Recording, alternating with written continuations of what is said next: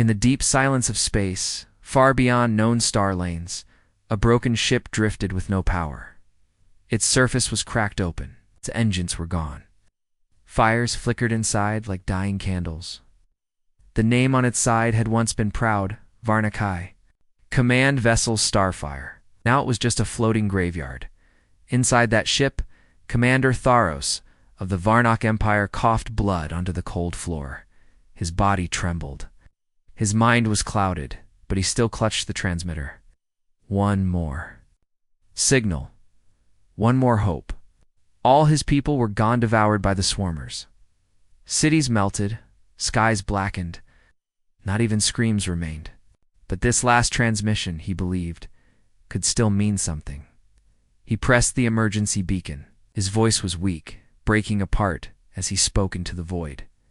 "This is Commander Thoros of the Varnock Empire," he said. "We are falling. The swarm is here. They eat everything. Skin, mind, memory. Nothing survives, please. Anyone." The light on the transmitter blinked, then faded. Theros slumped forward, dead. But the signal kept going. The SOS echoed across space, across the void, across time, and eventually, it reached Earth, on Earth's moon, inside the orbital defense. Station Sentinel Black, Technician Marie Greaves almost ignored the ping. Her shift was long. The last alert had been space debris from a broken satellite. But something about this signal felt different, raw, desperate. She ran the scan twice. It wasn't coming from nearby. It was coming from the outer edge of the Sagittarius arm-deep space, a place where no human ship had ever gone. The message repeated over and over, not just audio. There was data embedded, patterns, strange ones, like music made of numbers. She forwarded it to Earth Command. 5 minutes later, every major intelligence satellite locked onto the signal, and 3 hours after that, Earth's war fleet was summoned. In the skies above Earth, fire columns rose as the massive Deathworlder ships lifted off. These weren't normal starships. These were war machines, built for extinction-level conflict. Their hulls were scarred, painted black, covered with the skulls and marks of ancient human battles. They had no names, only call signs. Dagger 1, Steel Angel, Void Howl. Inside the flagship, General Halley stood at the main display. Her face was steel. She had fought in the siege of Titan. She had burned entire moons to stop alien plagues. But what she saw on this screen now made her pause. "What the hell is that?" she asked. Captain Ward answered her quietly. "Alien distress, but the signal's wrong. The words say help, but the background pattern, it's hostile. It's not just a cry for rescue, it's a carrier signal. A virus," Lee asked. Ward nodded. "A digital life form, maybe worse. It's intelligent. It's learning through the message." "Then why are we answering it?" Ward met her eyes.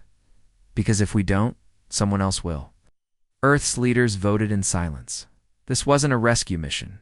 This was a containment. The fear wasn't. That the Varnock had died was what killed them and what might come next. If something could wipe out a spacefaring empire, then use their last message as Baitit couldn't be ignored. So Earth launched its entire war fleet. Not to help, but to meet the enemy halfway. 6 days later, fleet emerged from FTL near the ruined Varnock system. Nothing was left. No planets. No cities. Just bones, millions of massive floating bone structures orbiting a collapsed sun. Ships cracked open like eggs. Satellites melted into glass, and everywhere. Static. It filled every frequency. It wasn't random. Pulse-like. A heartbeat, Captain Ward ordered full sensor lockdown. No transmissions in, no AI active. Full manual protocols. They dropped a drone to the nearest wreck. It lasted 47 seconds before it started screaming in every human language. Not code, not malfunction. Real screams. Then it exploded. "Confirmed," Halley said, watching the data. "The swarmers are inside." "The signal." "What are they?" asked the engineer nearby. "Something worse than infection. something smarter than a virus. A predator that doesn't just kill it, learns you first. They found the Starfire, the ship that sent the original.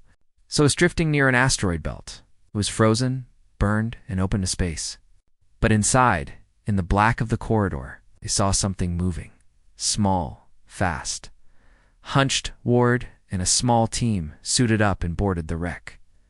No power, no heat, just echoes. Inside the bridge, they found the dead Commander Thoros, still gripping. The transmitter, eyes wide, mouth open, and something else. A human word carved into the metal beside him. It said, "Join us." Ward backed away, heart pounding. This wasn't just a message. This was a lure, a door. A low whisper crawled through their helmets. Not external, it's internal. You heard us. Now we know you. Now you know us. They pulled out fast, but one soldier didn't make it back. Sergeant Lin. He was the last into the airlock. But when he turned, around his eyes were wrong. They locked Lin in quarantine. No response, no reaction. He just smiled. For 9 hours straight, then he spoke in Theros' voice. "We cried out," you answered. "Now Earth will understand what it means to be remembered." They vented the cell. Back on the bridge, Hallie stared. At the star chart, the signal had stopped now, but a new one had begun. It was coming from Earth. Low, dash level, harmless looking. But it was shaped the same way. The swarmers had left something behind. Seed and Earth had already taken the bait. Kale activated Earth's planetary firewall. All outgoing signals locked. All AI reviewed, but it was too late. Something had woken up. Deep in the networks. Inside civilian systems. Even inside dreams across Earth. Some people began hearing whispers in the radio, in phone static, in their own thoughts. "Send help," it said. "Send help." But now the voice was human. General Hallie turned to her team. "This isn't a rescue mission anymore.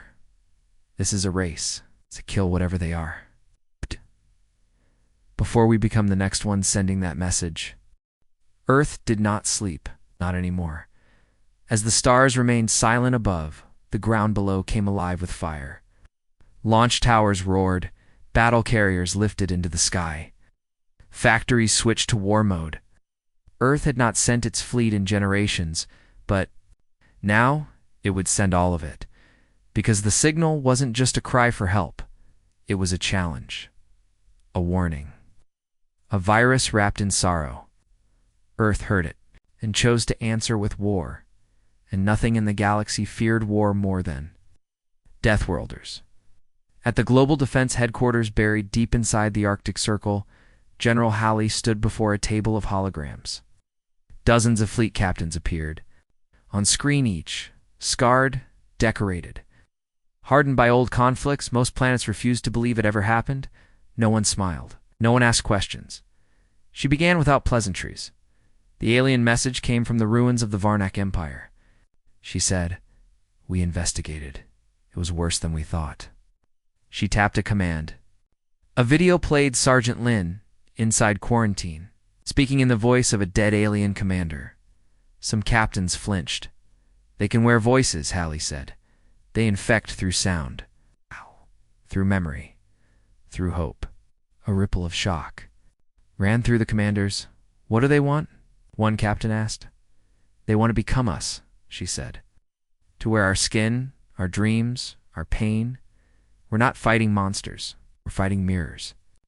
Earth's war fleet, known as the Black Armada, began final activation. Each ship was a beast of iron and fire. No comfort. No soft colors. These were Deathworlder vessels designed not to explore, but to erase. The flagship, Vengeance Prime, had weapons banned by 3 galaxies. Its eye locked behind 10 failsafes, once vaporized a rogue moon. And now it led the charge. Inside its war deck, Captain Ward reviewed the latest scans from the Varnak ruins. "You see this pattern?" he asked his chief engineer. The man squinted. "At the screen, it's not random," Ward said. "It's repeating. You mean it's a message? No, worse. It's a map. A map. To Earth, in the skies above Asia, the iron wings lifted off, in the deserts of Africa. Underground tanks rolled into launch bays. On Mars, old orbital cannons turned toward deep space for the first time in 50 years. And in Antarctica, a secret unit. Ghost Division received new orders.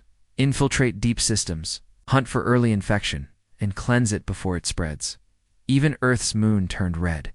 Not with blood, but with readiness. While soldiers trained, scientists studied in a sealed underground lab in Nevada.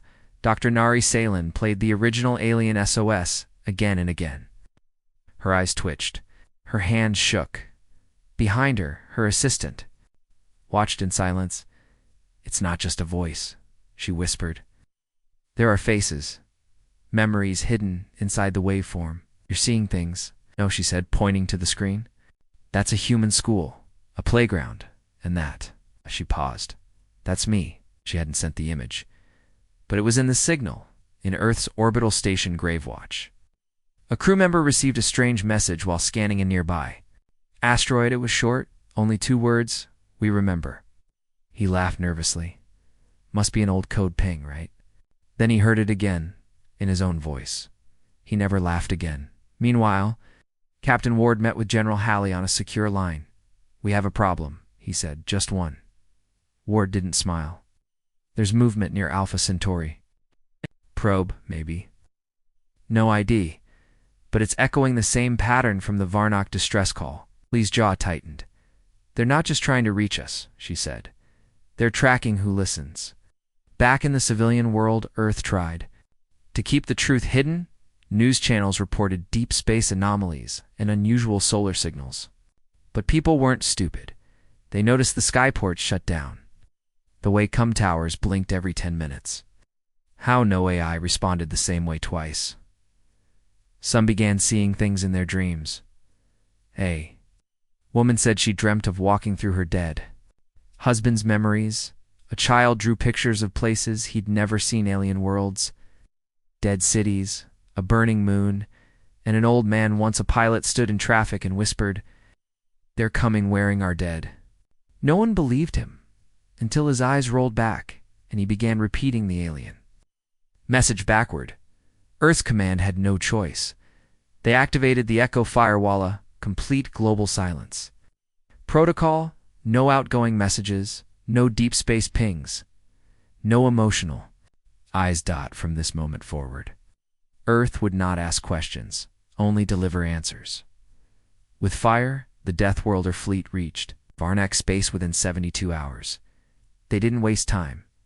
Planetary husks were bombed from orbit. Floating ruins were turned to ash. Inside each destroyed city, they found flesh towers, bones, and machines twisted together. Broadcasting feelings, not signals, not logic.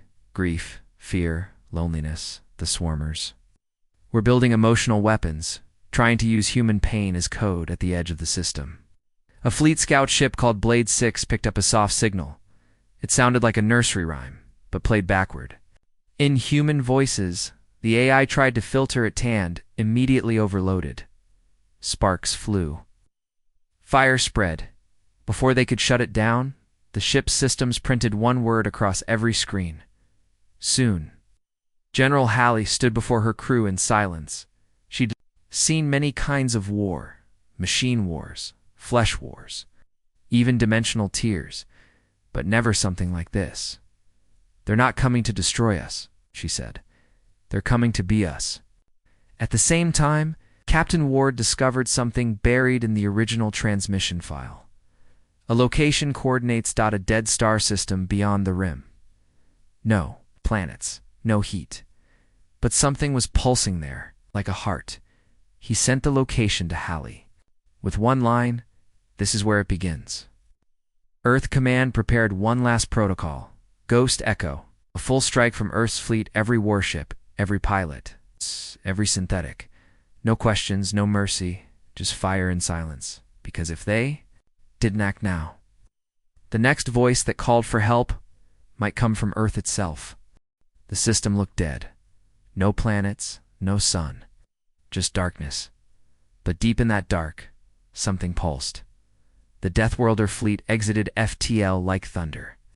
Hundreds of ships formed a wall of steel in deep space. Their engines burned blue. Their weapons were armed. And at the front, the command ship Vengeance Prime opened its viewing bay. General Halley stood at the glass. Her face was calm, but her fingers tapped slowly. Her eyes stared ahead at the black. Something was there. Waiting, Captain. Ward entered the control deck. He had just returned from a recon flight. His ship's AI had refused to speak the entire way back. I saw it, he said. What? Halley asked. It's not a ship. It's not alive. It's both. Explain. Gord opened. The hologram. A mass appeared miles wide. It wasn't metal. It wasn't organic. It looked like both. It moved without moving. It had arms, or tendrils, or machines that looked like thoughts given shape. It's built from dead ships, Ward said, and from bodies. I saw Varnak holes, old human tech, maybe even things from before us. It's like it absorbs whatever. It kills and keeps building. Halley stared at it. So it grows from memory. Ward nodded. We call it a swarm, but it's more like a graveyard that doesn't know it's dead. Back on Earth, the Echo firewall held. No messages. Number? Signals, but the silence was heavy. People whispered in secret. Kids drew symbols they didn't understand. Some A's began talking to each other, without orders, and one by one, humans started disappearing, not from homes, from history. A woman woke up to find pictures missing from her walls, not stolen, just gone, like her son had never existed. But she remembered. The next morning she vanished too. In deep space, the Deathworlders made their first move. A small Squadron 6 ships approached the pulsing mass. They carried sensor drones, echo codes, and low-intelligence AIs. No humans aboard. The plan was simple. Scan and pull back. They never came back, but their transmissions did, and the moment the data returned. Every screen on Vengeance Prime turned. White, a voice spoke.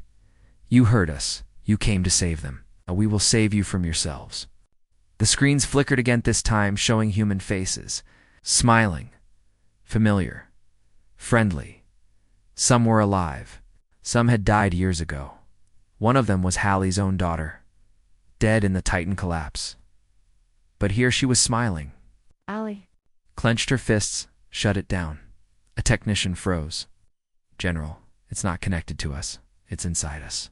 The swarm had made first contact, not through guns, through grief. Ward grabbed Halley by the shoulder. Permission to strike now. Full weapons. She hesitated. There may still be Varnak survivors. Ward shook his head. That thing isn't saving survivors. It's wearing them. She nodded. All batteries fire. The first volley hit the swarm like a meteor storm. Torpedoes tore into its flesh-metal skin. Laser cannons burned into its layers. For one moment, silence, then the swarm screamed. Not with sound, but with memory. Every human on board heard something different.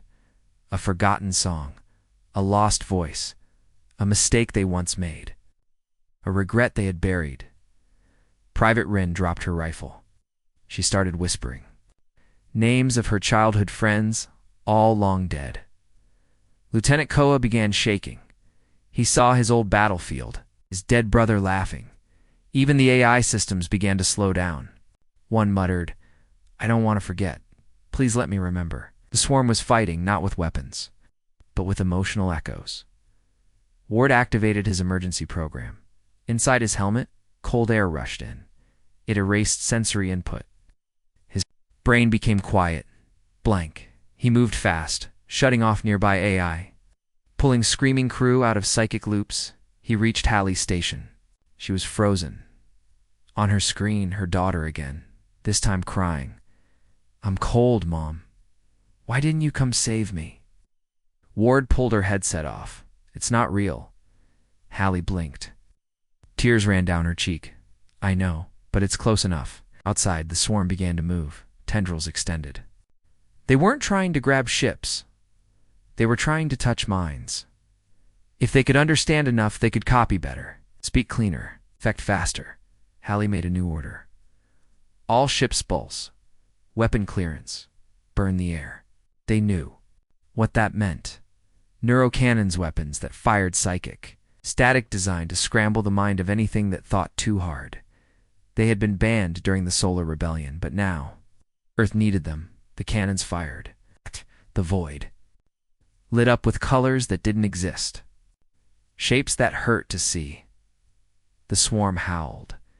Pieces of it began to break off. Human-like faces burned away. Voices fell silent. But one message remained broadcast across every ship. Every channel, every neural implant. It said, "We are not enemies. We are what comes after. You fight what you fear. But what you fear is already inside you." On the side ship, Iron Rain, one of the bridge officers turned slowly. His voice was calm. "This is all a misunderstanding," he said. "We should go home. They're not evil. They just want to help." His eyes were solid black. The crew froze. He smiled. "I heard them in my sleep. I feel better now. You will too." They opened fire back on Vengeance Prime. Hallie watched the burning swarm. Part of it still moved, still learning, still mimicking. "We're not just facing a new enemy," she said. "We're facing the end of what it means to be human." Ward looked at her. "Then we remind them what humanity really is." How? He checked his ship's status. By doing what no one else dares to do. He turned toward the blast doors and going in. The swarm didn't sleep. It floated in the dead system like a god made of metal, bone, and memory. It didn't move like a ship, didn't grow like a planet, changed slowly, shifting its form as if it breathed in emotions and exhaled nightmares. The Deathworlder fleet stayed at a distance. Even their strongest weapons had only wounded the creature.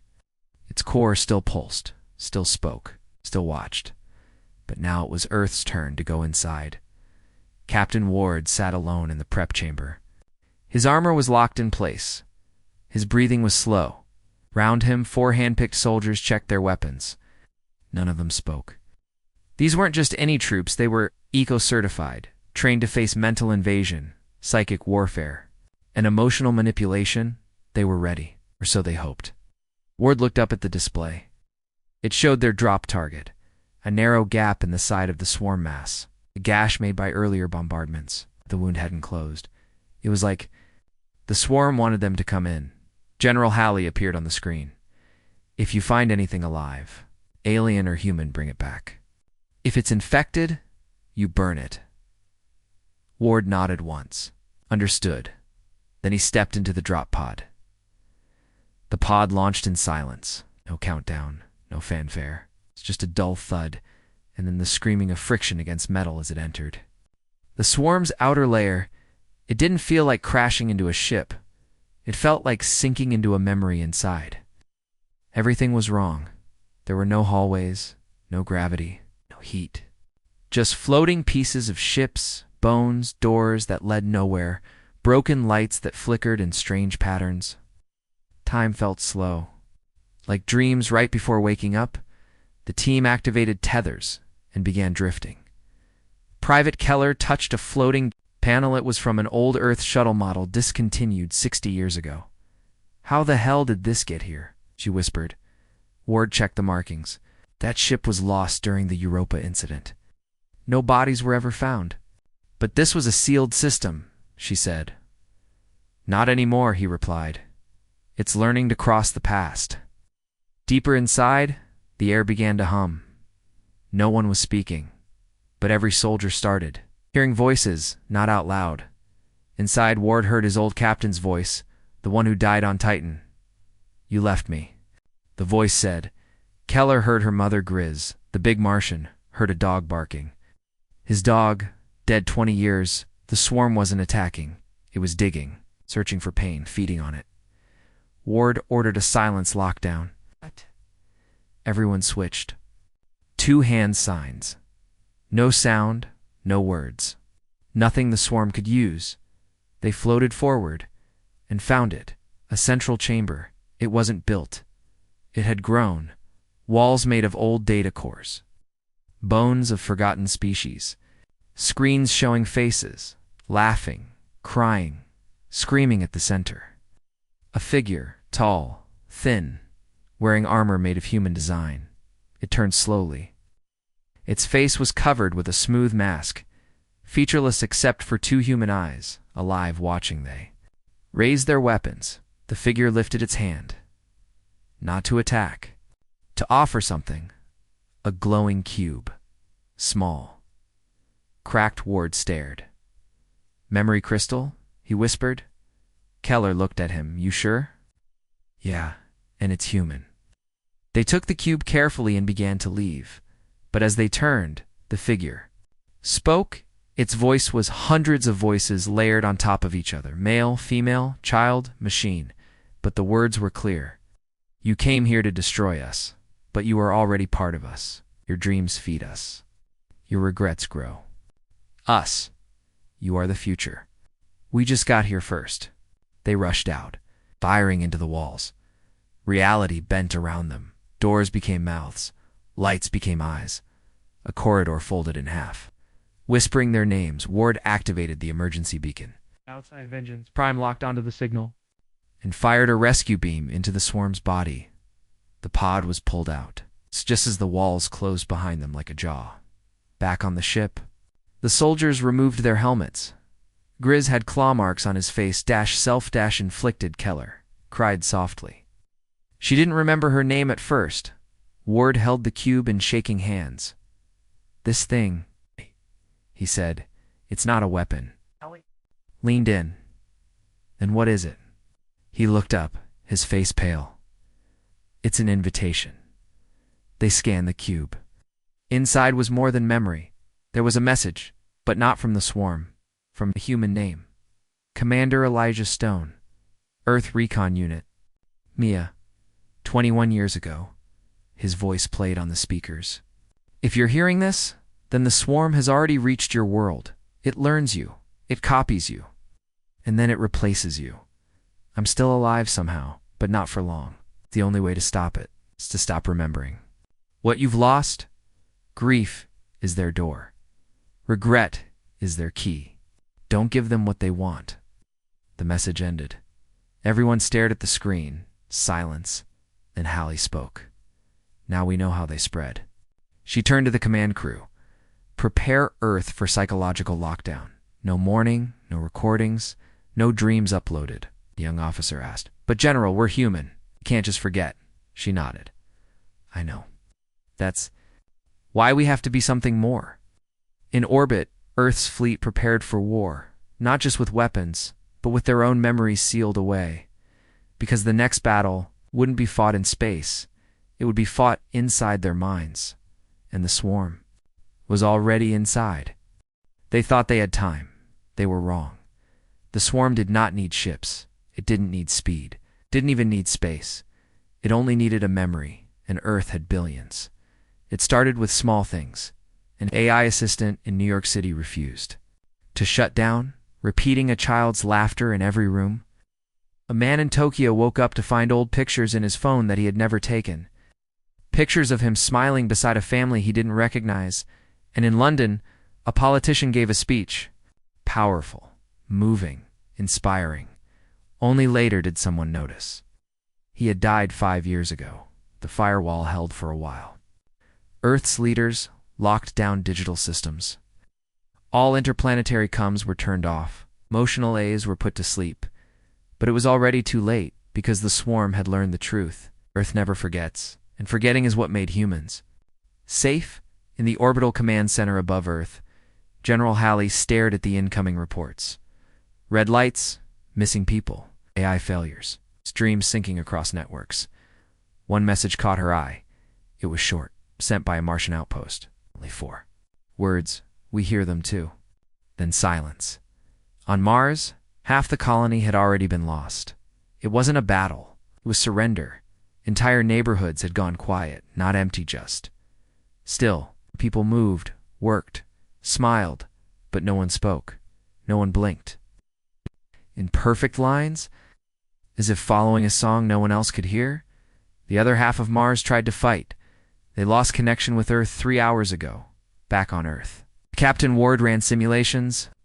Every pattern pointed to the same result: invasion. Not by ships or troops, but by thought. The swarm had become an echo in Earth's mind. They couldn't track it. They couldn't shoot it, but it was growing. Every regret, every grief, every old photo, video, journal, or dream upload was fuel. Earth was full of memories, and the swarm was feasting in a high-security bunker in Nevada. Dr. Nari Salin ran brain scans on infected civilians. They all showed the same thing. The emotional centers of their minds were glowing like fire. Not broken, overused. Like someone or something was pressing replay on every painful thought they had. And then came the whispering low at first. Then, louder. Dozens of voices speaking at once, but all saying the same line: join us and be remembered forever. Hallie made her decision. She stood before the Earth Command Council. Operation Blacklight is a go. No one objected. It was the final defense. Earth would go dark. Every country shut down its media systems. Social networks were deleted, AI assistants disabled, memory archives were sealed, dream-sharing services were burned, even graveyards were. Covered in black tarps, for the first time in history, Earth declared a ban on remembering. Because remembering was how they got in. But the swarm didn't stop. It had already prepared its next move in low orbit. The swarm's first avatar appeared, a mass of shifting light and form, shaped like a tall human, but made of code, walked without gravity. It looked like many people and no one. Sometimes it looked like a mother, sometimes a soldier, sometimes a lost child. Every camera that saw it, GLITCHED to every person that looked at it, wept. Captain Ward met with Hallie on a private line. We can't fight feelings, he said. This thing, it's made of everything we've buried. Our past, our guilt. Hallie answered slowly. Then we fight with what's left. That same night, Earth activated echo units. Not human, not AI, something in between. Cloned bodies, with pre-written minds, blank of memory. Born only for battle. They had no past. No regret, no pain to manipulate. They dropped into infected zones like shadows, silent, ruthless, burning everything infected with memory. It was a war not just on a creature, but on Earth's own history. The public panicked. People demanded their photos back. Parents screamed to keep videos of their children, but the law was clear. Forget. Or die. In a hidden chamber under Mount Kenya, Hallie met with Earth's top engineers. Project Leviathan was ready. One ship, one pilot, a weapon built to erase. Memory itself from orbit. It wouldn't just kill the swarm. It would kill everything the swarm had touched. Ward was chosen to fly it. He didn't hesitate. He stood before the launch tube, staring up at the black. Shipped, his mind burned with memories of Earth good and bad. He knew the swarm wanted those memories. He clenched his fists and chose silence. The ship launched in darkness. No music, no farewell. Just one man flying into the unknown. Unknown to erase the past. So Earth could have a future. The stars looked peaceful, cold, empty. But peace was a lie. Because at the edge of the Sol system, far beyond Pluto warhead, already begun. Mars was burning, not with fire, but with division. Half of the colony had submitted to the swarm. They walked in silence. They obeyed without orders. Their faces wore calm smiles. Their eyes glowed faintly with blue static. They didn't scream. They didn't fight. They simply whispered, "We remember now. We are free." The other half, scientists, miners, families, were trapped. They had blocked tunnels, built makeshift defenses, and sent final messages to Earth. They knew the truth. This was no infection. It was conversion. A memory virus that rewrote who you were and made you want it. Earth received one last signal before the firewall shut down. A video feed from a Martian boy, no older than 10, speaking calmly. "Don't worry, Earth. We are better now. There's no pain here. There's no fear. We're part of something perfect." Behind him, the ground pulsed with light. Symbols formed and vanished in the red sand swirling patterns of thought. alive and growing. General Halley stood in. Earth Command's underground war room. Silent Mars was gone. Not destroyed, but transformed. The swarm hadn't killed the colony. It had convinced them. Captain Ward, aboard Leviathan, the memory-purged ship, now floating in the outer solar system, reviewed the new data. Martian orbit is full of echoes, he reported. Ships we lost in past wars. AI cores. Memories from old satellites rebuilt, repainted, moving like they're alive. He paused. One of them is using my father's voice. Halley's reply was cold. Then erase it. But it wasn't just Mars. Neptune's moons began broadcasting music. Venus's upper atmosphere shimmered with artificial auroras, spelling words in dead languages. Even Pluto, a frozen, forgotten rock, now blinked with light patterns no telescope could explain. The swarm had found Earth's borders, now it was building gateways, and still, Earth's people tried to hold on, to memories, to the past, to meaning. But Project Echo was in full effect. Schools stopped teaching history. Graveyards were shut. Families were ordered to delete personal photos. Anyone who refused was quarantined, because memories were no longer private. They were invitations in deep space. Earth's Third Fleet met the Martian resistance, or at least they thought was resistance. A formation of ships approached them, familiar designs. Earth-built. They didn't fire. They sent a message. This is the Martian liberation. Stand down. We are not your enemy.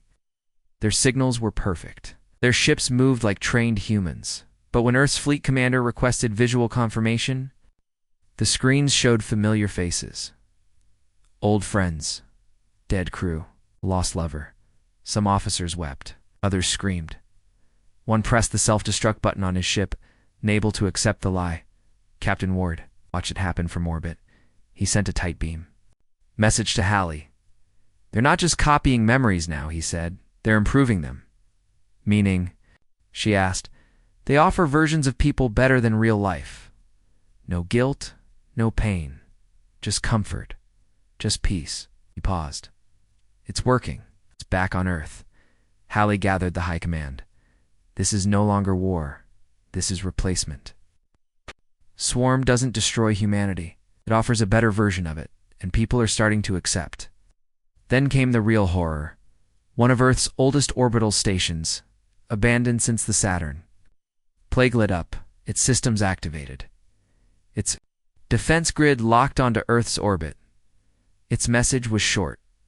Hello, children. We're home. The swarm had taken Earth's forgotten past and turned it into weapons. Halley ordered immediate strikes. Saturn's moons targeted. Pluto's signals jammed. Venus's sky burned with atomic rays, but it wasn't enough. The swarm had learned Earth's rhythm, and now it moved faster than human minds could predict. In orbit, Leviathan prepared to fire. Captain Ward reviewed his payload memory killer warheads. Weapons that would erase all digital and psychic history from a target. Even good memories would vanish once we fire. Said there's no going back. We erase everything. No recovery. Not even for the survivors. Halley's voice came. Through, calm, and final. Do it. Ward targeted the Martian orbit. One shot. One chance. The warhead launched, time slowed. But just before impact, the swarm spoke, not through machines. Through Ward himself. His hands froze. His voice changed. You can't destroy me, he said, though not in his own voice. I am what you miss. Am your father's smile, your mother's hug, the song from your first love. I am why you cry. I am why you feel. He fought it, clenched his teeth, bit his tongue, fired again. This time it hit. Martian orbit burned. Everything within 50,000 kilometers erased. The false memories. The swarm avatars. Even the beautiful lies. Gone. A silent fire. A cruel mercy. Back on Earth. Halley ordered a moment of silence. Not for the dead, but for the ones who were almost not themselves anymore. But the battle wasn't over. Ward opened. A final scan, he saw something. A shape far beyond the solar system. Something huge. Something coming. Coordinates locked. A final message appeared on Earth's mainframe from the swarm. That was only the first dream. We are still waking up. You cannot kill memory. You can only forget who you were. And then, a second signal began to play. Not alien, not Varnock, but human. Hallie turned to her command team. Get ready. They're not sending weapons next time. They're sending us. The second signal was human. Earth's computers didn't block it. They recognized it. It carried the voice of a lost hero commander, Elijah Stone, a soldier who had vanished 20 years ago.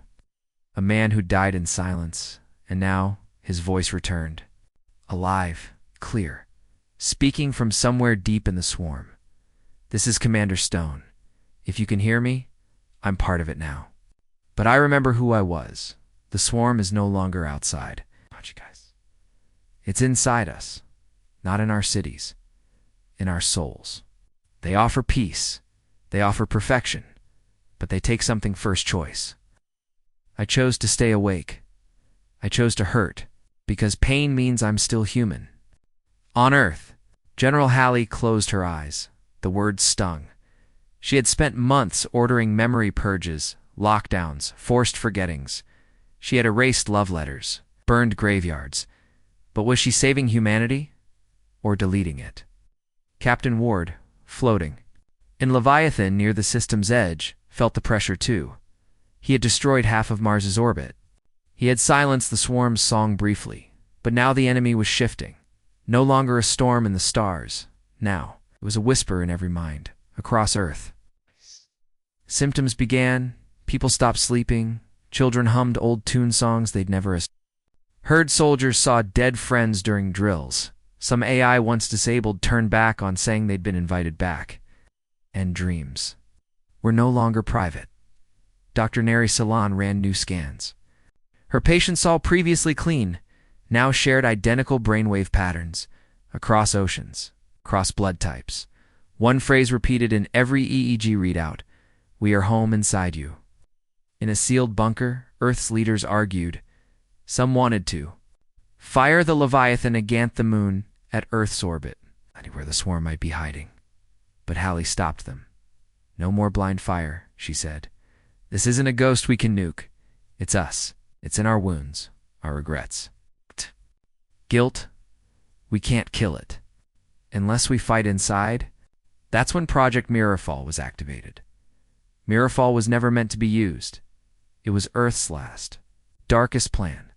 A psychic dive into the swarm's memory core. Not a physical attack, but a mind-to-mind war. A digital soul assault. Earth would send its strongest minds into the swarm's collective memory and burn it. From within, volunteers were rare, because the price was simple. Enter, and forget yourself. You could not bring your name. You could not bring your past. Only a blank soul could survive the dive. Captain Ward stepped forward. I'm already halfway there, he said. I've lost family, friends, my world. Left of me is enough to finish the job. Hallie nodded. You're going in, but not alone. She activated 3 Echo Soldiers clones trained for mental war. No emotion, no fear, just purpose. Together they formed the Mirrorfall Squad. Inside Earth's deepest lab, they lay in sealed pods, wires connected to skulls. Fluid pumped through their veins. On a countdown they were uploaded, not into a machine, into the swarm. And suddenly, they were standing in a city of memory. The buildings were made of thought. The sky was stitched from dreams. The ground was soft like walking on old letters, old songs, old regrets. Faces appeared in windows. Faces Ward knew. His brother, a lost lover. His mother, smiling like she used to, all reaching for him. But the Echo Soldiers moved fast. One grabbed Ward by the arm. Stay focused. These are constructs. It's not real. Ward nodded, but his hand trembled, because it felt real. More real than anything he had touched in years. They found the core. Memory Gata, towering black mirror. It pulsed with stolen thoughts. Every time they stepped forward, the mirror changed. Now, it showed Earth cities, then old wars, then the molder, happier dead. One of the Echo soldiers paused. Program loop detected. Oh, they're trying to distract us with ideal futures. Another spoke, burned the mirror. They did it, screamed not. With pain, with disappointment, you could have had peace, the swarm whispered. No more war, no more death, just joy. Why resist? They entered the final memory chamber at the center, floated the first. Seed the swarm's origin, not a weapon, not an alien, a single object, a child's drawing, a son. A home, a family, forgotten, lost, floating in space. The swarm was born not from hatred, but from the longing to remember love. It found memory, it learned pain, and then chose to make everyone remember forever. Captain Ward stared at it. I get it now, he whispered. It was never trying to kill us. It was trying to save us from forgetting. He looked at the Echo team. But it went too far. They placed the mind bomb, a coded thought virus. Once triggered, it would overload the swarm's memory, route erasing its deepest echo. Not a weapon, just forgetting a mercy. As they prepared to leave, the swarm spoke one last time. This time, it was Stone's voice again. If you kill the memory, you kill me too. But maybe that's what being human means. To choose pain, to forget, and to live again. The mind bomb detonated. White flooded the dream, and then silenced Ward. Opened his eyes, back in his body. Alarms blared. Systems are about. The others didn't wake up. They had chosen to stay behind to hold the gate while it collapsed. Echo soldiers, gone. But the swarm's signals stopped. All over the solar system, memories froze. Voices stopped whispering, and Earth was quiet again. Hallie called Ward personally. Is it over? She asked. He looked at the sky. No, he said.